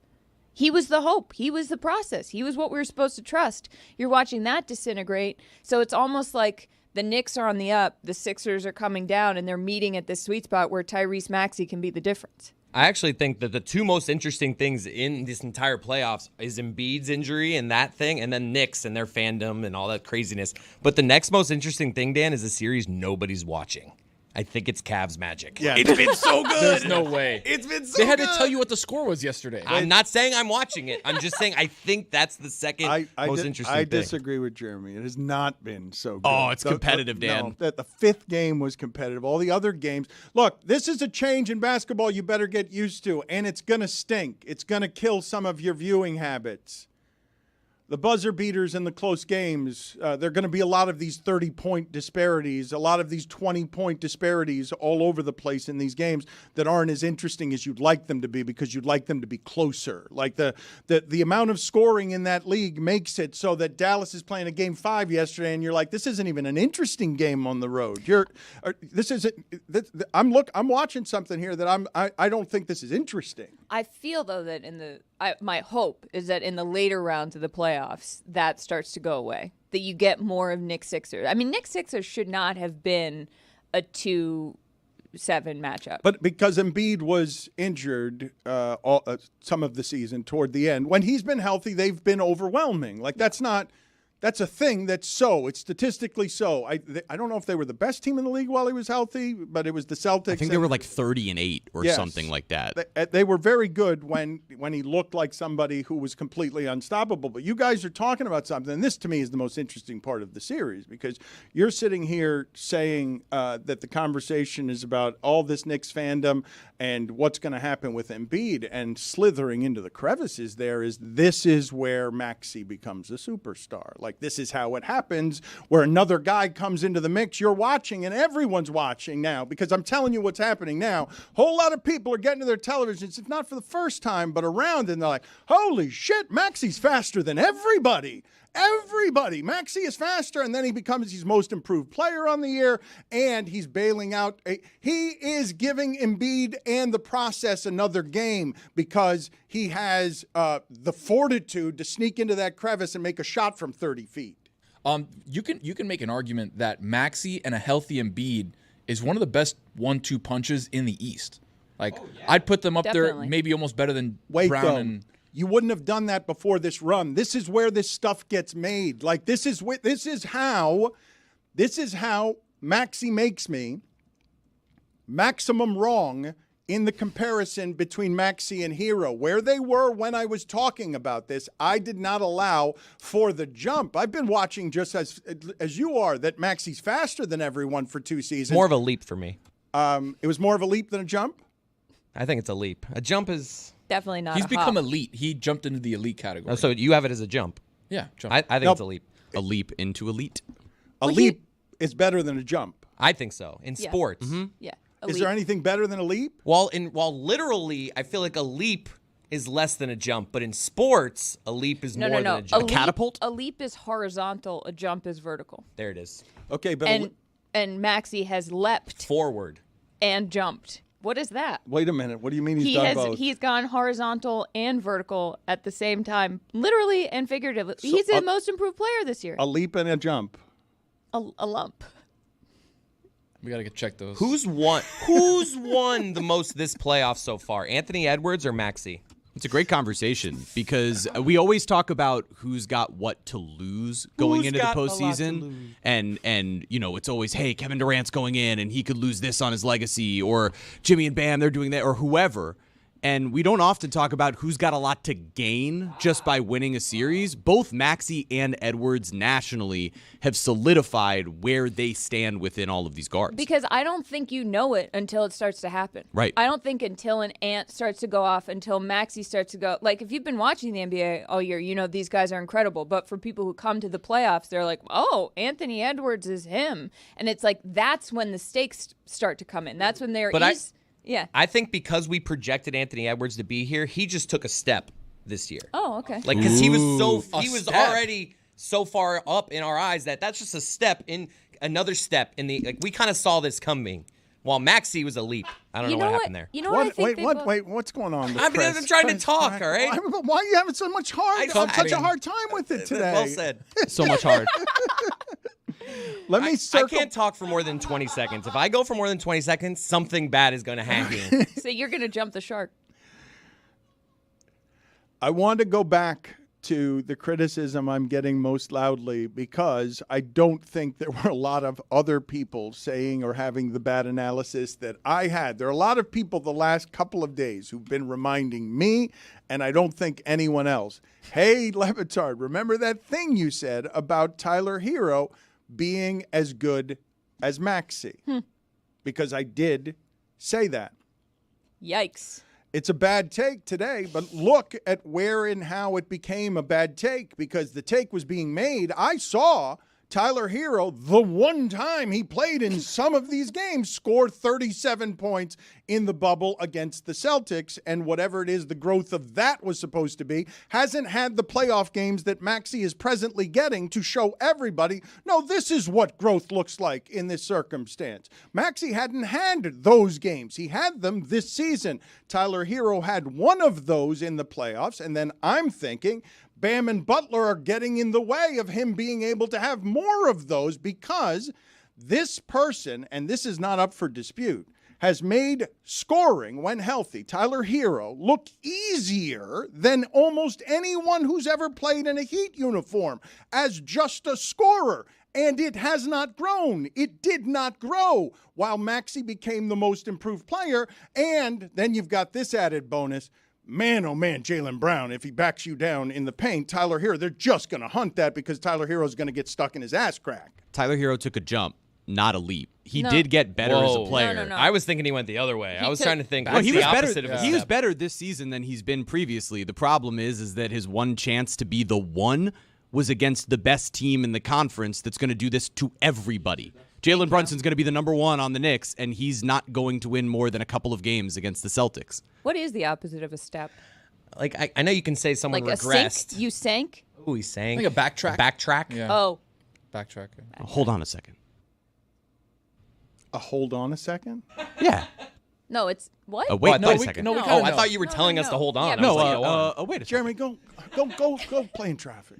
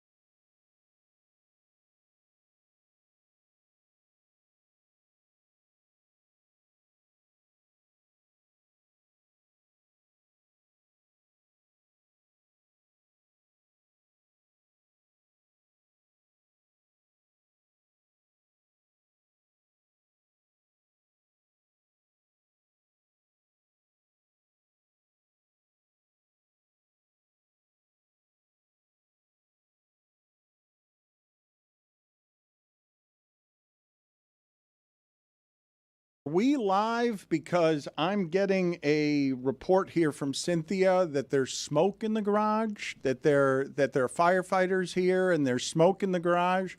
Stu's back. Is it because of my hot takes? I love Sorry. that you It's waited not till we the way were to back jump on air to say that. Like, this is something that should have been brought up off air. I know, but no, it was just happening as we were coming back. You were counting me in, and I was coming back, and I'm seeing a note from Cynthia. And it may just be that all the smoke guys have gotten here because Steven Jackson and Matt Barnes are around here somewhere. At some point, they're going to be here over the next couple of days. But we are getting messages. I'm not making that up.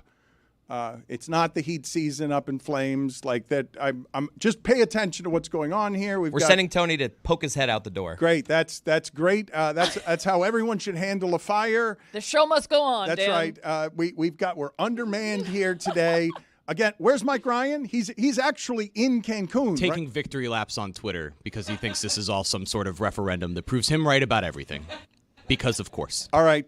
Juju Gotti is our social media voice of the fan. And before we go any further, I'm going to allow him to chime in here over the next couple of segments whenever he wants to get into a segment to tell us what it is that people out there are saying because he's the bridge to our community. But before we go any further, Juju, Charlotte had something she wanted to say about the last segment and basketball. And I wanted to get some of your basketball thoughts, too. Hey, Juju. Yes. You're going to like this one, I think. You can I just think I'm going to love it every single time. You could just tell him what it is. Okay. No smoke, by the way. Thank you, Tony. Is there fire? TBD. Okay. So the thing we were talking about, Tyrese Maxey and Anthony Edwards having this moment of like they have arrived. This is a huge deal, and I think something that they both have that I love that they're having this moment. They both play with so much joy, and they both communicate with their teams. They are leaders in. I mean, Anthony Edwards, I think, had a press conference where he talked a lot about what he and Kat have going on, but also like when they play, there's so much joy there. They are having a good time. They are playing in a way that is the locker room guy, and they're also like, but usually that locker room guy isn't amazing at basketball, and these guys are all of it, and it is so much fun to see. There are different. Precisely. There are different. My sister couldn't have said it better. I'm sorry, Dan. I keep cutting you off. That's on me.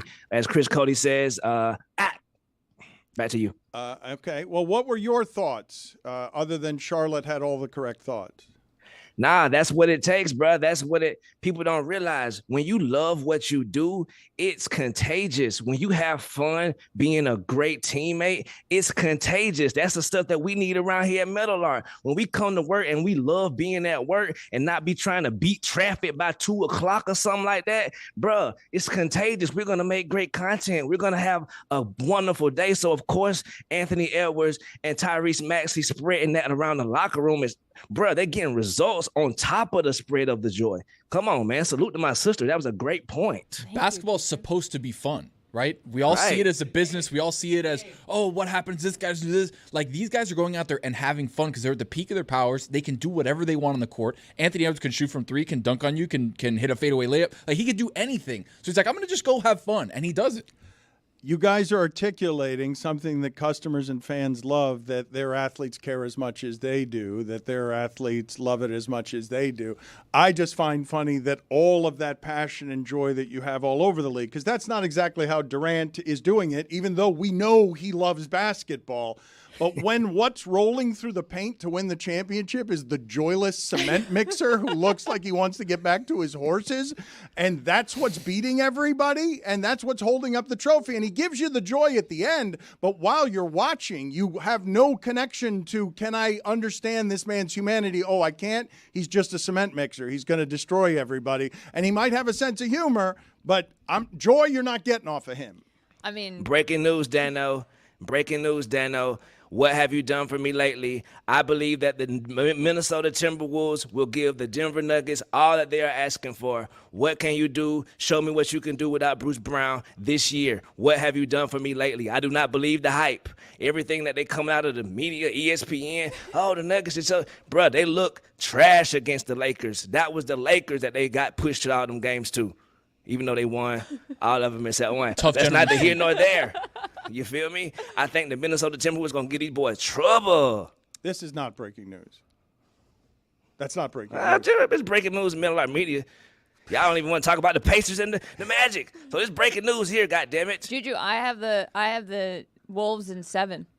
Oh, I got the Wolves in 5. Oh, them boy look trash to me. Whoa. Denver, look, I'm gonna respect the Denver Nuggets, the champions, but they just gotta show me, dog. I'm watching the games. I see the heroics required. So please show me some ball movement, show me some skills, and I might believe they can get 2 games, maybe. That's not breaking news. Well, it's okay. You're gonna harp on it. It's what's breaking news, Dano?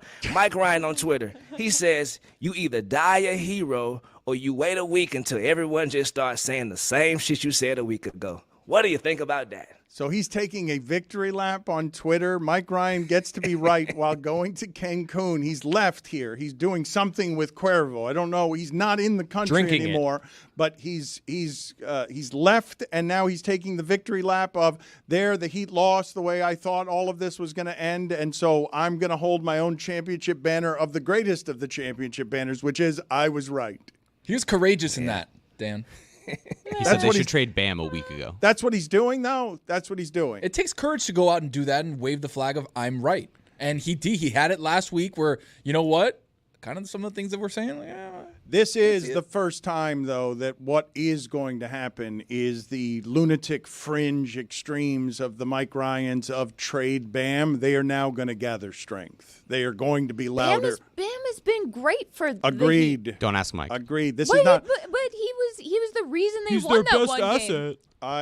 He is the thing that they have that is the thing of most He's value. all they have. That's what they have to trade. That's what everybody wants. That's the thing people want. Like, the reason they didn't make any trades last offseason is because they were not willing to part with that. That's what the team was built around, and they couldn't get anything better than that. You guys, this happens all the time, this time of year. I know we love the offense, okay? I do. And I know it's hard for us all to measure the defense. I know Boston's great at defense. I can't exactly tell you why, but I know they're great at defense. And the reason the Miami Heat are great at defense is no other reason than that pterodactyl in the middle.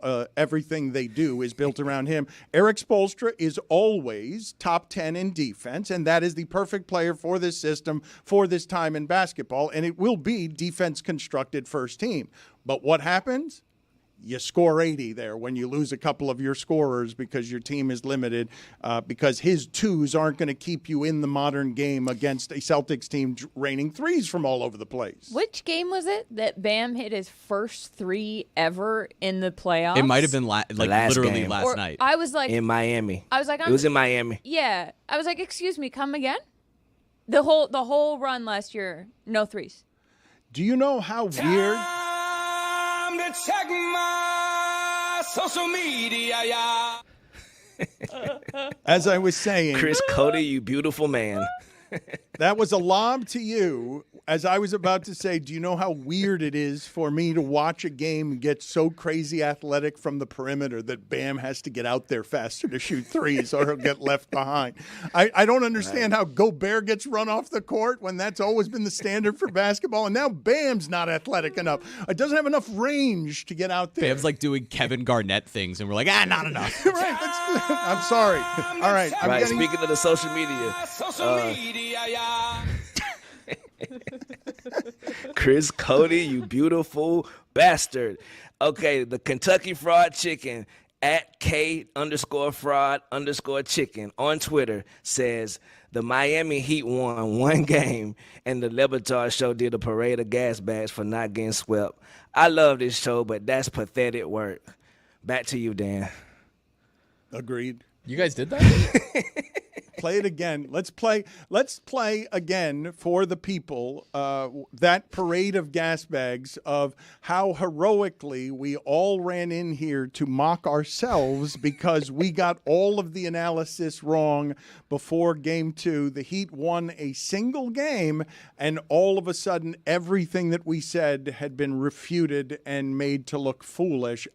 Kendrick Perkins, I don't remember whether he was in the parade of gas bags or not, but Kendrick Kendrick Perkins among the gas bags because he was saying that the Heat would get swept even if they shot 100% from the field and 100% from three. It's one of the great analyses I've ever heard. Them goons. And he's still mad. He's still mad at them for not sweeping the Heat. Right. Kendrick Perkins still finds it unacceptable that they lost a single So game. do I. So do I, by the way. I'm not this is on to the next round, but I think we should have took out these boys way easier fashion. We shouldn't even have to go back to Boston. You never know how ankle injuries work. You might catch a cold, you might sleep on a mattress. I don't know what's going on, man. But look, we need to tighten it up. Sorry for that, Dan. It's hard to see how the Miami Heat are going to win a game in that series. They're a joke right now. Everyone's laughing at them. This team is not going to, more likely than not, even pull off one game against the Boston Celtics this year. Tyler Hero, not good. Not a fan. Bye. Just bye. It's not a code red, because if you take out Jason Tatum, the Celtics are still sweeping the Heat. So slow down, Scalabrine. Yeah, get my Ruiz up out of here. They down 0-1. They're about to go down 0-2 tonight, and your season going to be over in the next 4 days. They need to dynamite the Heat. Please, just the core. Toss it out. Wow. There we go again. He's been doing that for 2 years. I'm done talking about is Bam going to find the guts. I'm done talking about it. I mean, the Miami Heat could go 100% from the field and 100% from the three, and they're still going to get swept in this series. They just don't have the personnel to match up with the Boston Celtics. That's it. I talked to a person that's high-ranking in the NBA who would know stuff about player evaluation, who said he would take 13 centers over Bam. Wake the hell up, Heat fans! Okay, you're so far gone from being a contender right now. You are an afterthought. They do not want to face Boston in the first round and be their first victim. They will probably get swept. I'm going to say that right now if they face them in the first round. There was a gulf that was established early on with Boston winning their offseason and Miami very clearly losing theirs. And that gulf, as the season progressed, got wider, in my opinion. Yes. Most people do not believe the Heat will win a single game. Because this roster is simply not good enough, and it's not good enough by a mile. That's kind of amazing that 3 games later, all of the analysis in that is dead on. Is that a first?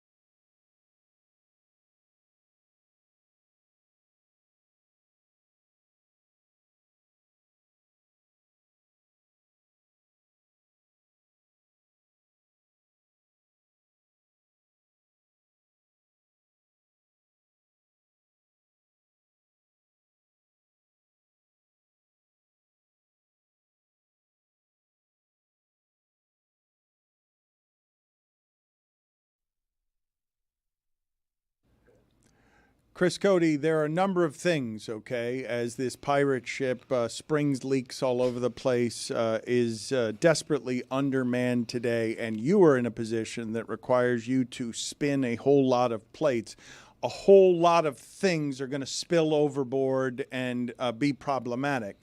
For future reference, okay, it is not good that Charlotte Wilder is sitting next to me and just said before the microphones went on, "Oh, we've been on live?" that as the executive producer of this show, the person who is here. What do you mean no? I wouldn't necessarily put this on Chris. This could very well be a me mistake. I could have been told this. This could have been common knowledge. I'm just saying that can't be the information you're relaying to me when we have an executive producer in charge of handling all the things, because we need to know when we're live. Time to check my social media, yeah. Oh, man. Chris Cody, you lobbed it right up, and I'm catching the alley-oop. Look, which you can catch, by the way, every weeknight whenever we feel like doing it. No schedule involved at all. It doesn't matter the time.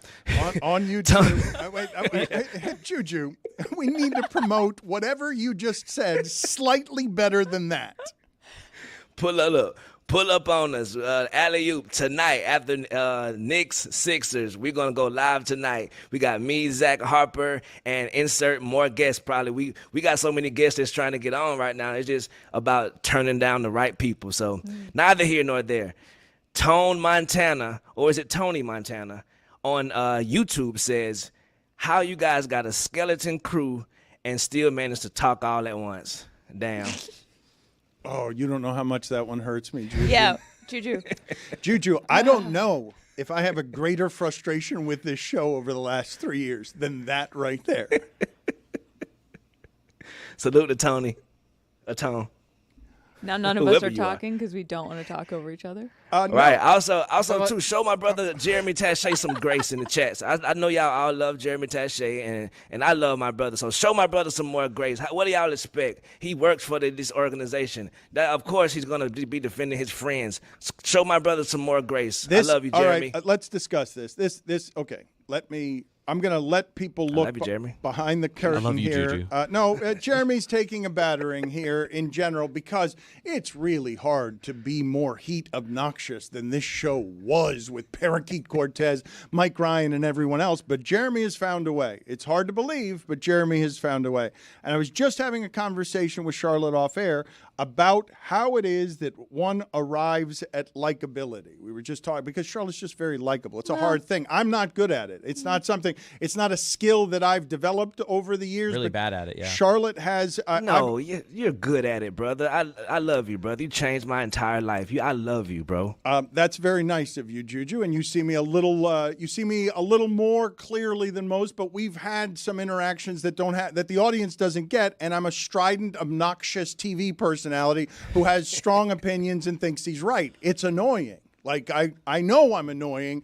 Likeable's not my thing, but our crew's likable for different reasons, and Reach is likable in a lot of different ways.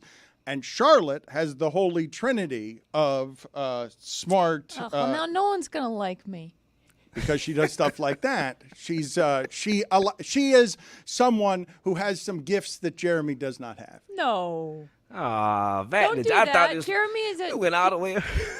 We went all the way around Jeremy's the world young. to dunk on Jeremy. Wait a minute. Jeremy's young. Wait a minute. I'm not saying that Jeremy's not likable. I'm saying that this kind of heat talk is something that everyone who's listening to this show despises about our show. Like, if she was draped in that, she'd have a similar problem. This is the first time in the history of the world someone has been like the Celtics fan.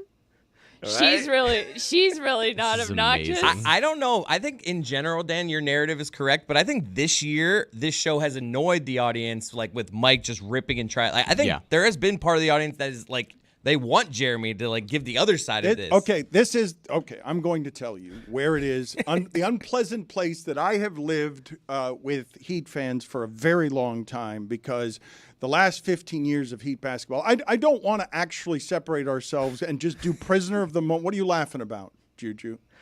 Emo Jeremy is on the screen right now with Emo Jimmy. You feel me? AKA the Uncount.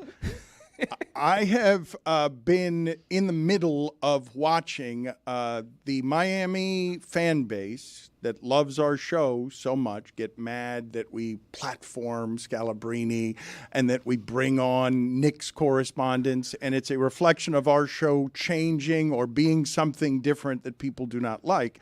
And the Miami of this show, I want people to appreciate what the last 15 years of this franchise have been through changes. Like, I don't want to sit here and come in, oh, there it is. It all fell apart. The wheels came off the whole thing at the end. They went from Hassan Whiteside and Dion Waiters and impossible to move contracts. They got Jimmy Butler somehow. And wow, that was a magical ride where we all got to learn a bunch of things at the top of the conference. And that was pretty cool. And at the end, Boston takes it away and they're younger. And now there's going to have to be a change, and it feels like in 15 years, it feels about as far from the throne as you can feel.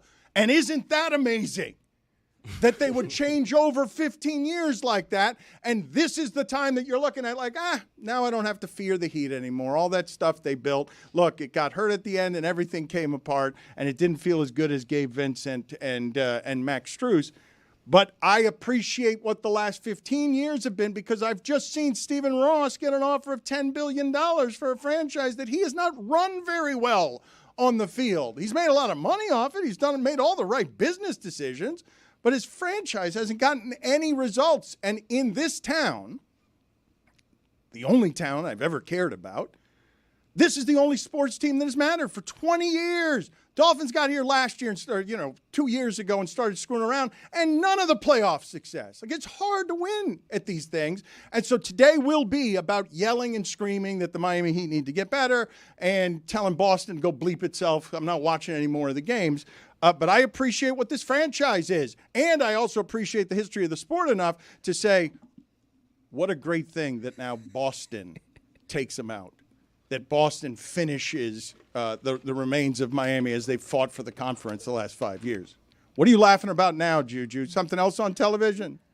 Oh, no, me and Charlotte was just having a great time communicating via non-communication. But anyway, back to social media. Stephen Wait a minute. Col- You weren't Colbert. summoned in with the music? No. He doesn't come in whenever he wants.